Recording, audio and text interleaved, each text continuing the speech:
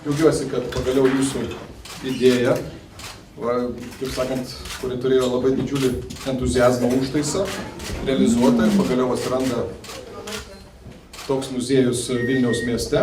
Na ir kartu prisidėdami prie atidarymo, skirdami šias patalpas, dar norim skirti vieną tokį mažą suvenyrą. Tai kad kuo daugiau žmonių ir Vilniaus mieste ir visoje Lietuvoje būtų žaidžiančių, manau, kad tada ir gyvenimas bus geresnis, ir linksmesni visi būsime, ir patys savo būsime įdomesni. Realiai tai mes tik tai papasakojam, ką įsivaizduojam, kaip turėtų atrodyti žaislų muziejus ir kad jį reikėtų įkurti.